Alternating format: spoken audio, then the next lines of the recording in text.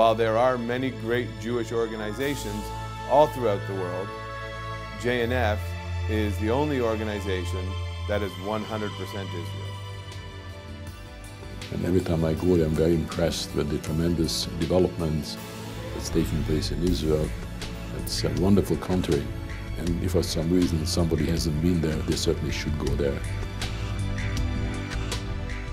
I always remember the blue box, and my parents always said, if you have a little money, help out your brothers in Israel. Most people think that JNF is trees, and that's it. And they don't realize that over 100 years ago, JNF was the one who started building Israel. And it's hard for people to imagine that JNF was actually the organization created to raise funds from Jews living all over the world to purchase the land to create what is now the State of Israel.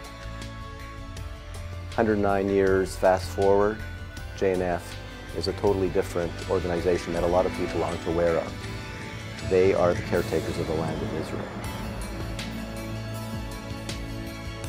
JNF has changed drastically over the years. It's gone from trees, water, blue boxes, into community development, water resources, tourism, security roads, a whole vast area. Ben-Gurion believed that the Negev could become green and to invest a lot of money into moving people down into the Negev and being able to develop it from the point of view of agriculture. Development of Negev is an essential part of the overall development of Israel, but from the agricultural viewpoint, Negev holds great promise. The term Halutziot means pioneer. Halutziot is a tremendous example of JNF's work in community development. When people were taken from Gush Katif and brought out of their homes, JNF gave a parcel of land 5 minutes from the Egyptian border, a few minutes from Gaza, and you're standing on land that has been uninhabited since the beginning of time. And now there's roads, there's sewers, there's homes. And this is thanks not only to JNF, but the spirit, the pioneering spirit of what is Israel today. Just imagine 1 year ago there was nothing over here. Nothing, extremely nothing over here, the middle of the desert. And what you see over here is bringing life to the Negev, is making the desert bloom.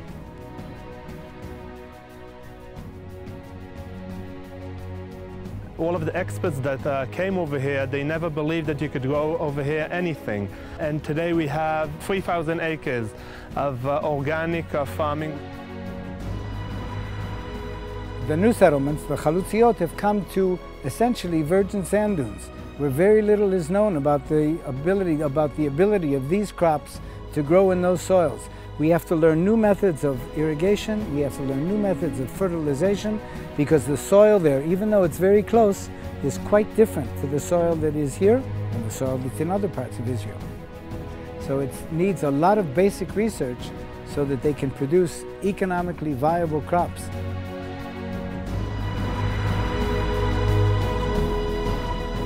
And when you would come in 1 year, you would see over here a totally different thing. You would see over here like an oasis in the middle of the desert. This area that it has only, you could see, sand and sand and sand and nothing but sand. In 10 years, there's going to be thousands of people, maybe even thousands of families who are going to live and learn and work in this area. This is what you are going to see in 1 year with the help of JNF Canada.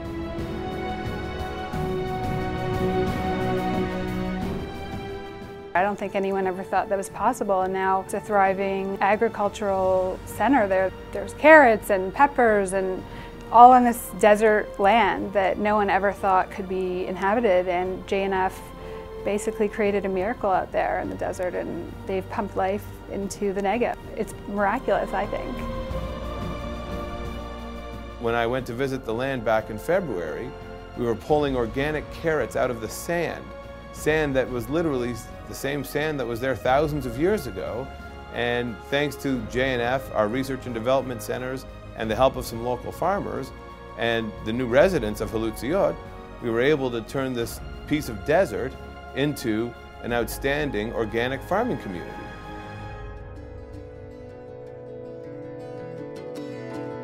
Sometimes philanthropy is simply writing a check, but the great philanthropists are the ones with vision. And it just shows the type of person that we're honoring here tonight, is someone who isn't just a philanthropist, but has the passion, the vision, the heart for it, and someone who really believes in helping out their fellow man. I see Israel as an outpost of democracy, surrounded by a very hostile region. And thereby it's very important that we should be helpful, that this democracy could further flourish. How Magna works, I said, look, we just take the right channels and make things bloom and make things workable, same as in the desert. You know the Magna culture, right? Nobody works for me. You people work with me. I'm working for you. Magna, I believe, is the only company in the world with a corporate constitution.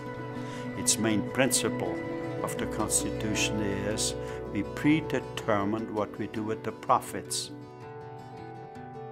And the great thing by having a great company, we make a lot of profits. It's a 2% I like, which we can give to charity.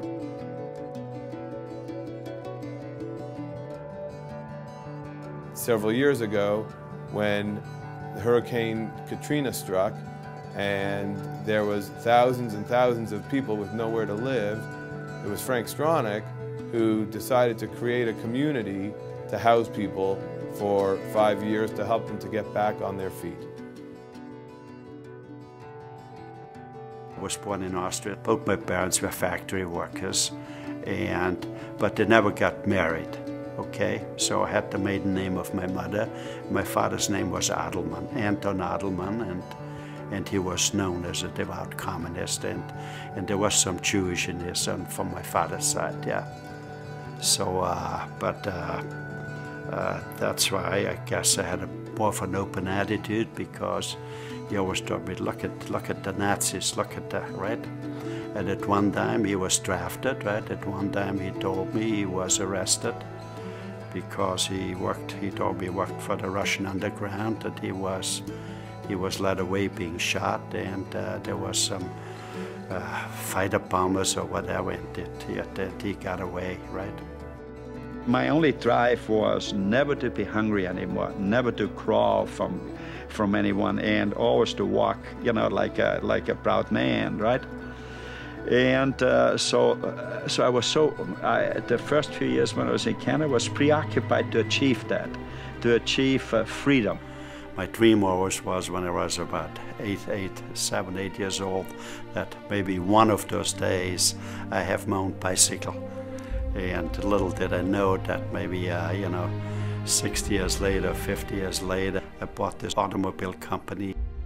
And I guess in a way I look at what Frank has done and created Magna out of from one person over a number of years, and 76,000 employees and factories all over the world and billions of dollars of revenue. And that to me is similar to what's been done in Israel. Frank came here, I would say, as like a pioneer many years ago in the early 50s to Canada, a new country, and came here and started off from nothing. And now in Israel we have the same opportunity. Frank always wants to put his efforts and his money into a country or a company that is continually developing new technology for the good of mankind.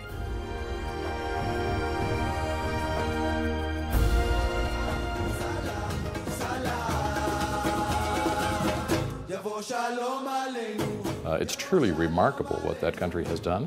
And that when you look at their, for a relatively small country, when you look at their economic growth and the things that they're doing, it's just a truly remarkable story. And why would not anyone want to be there and want to support their growth? If you want to support the land of Israel, if you want to support Israel as a whole, the address is JNF. JNF is 100% Israel. JNF is 100% Israel. JNF is 100% Israel. JNF is 100% Israel. JNF is 100% Israel. JNF is 100% Israel.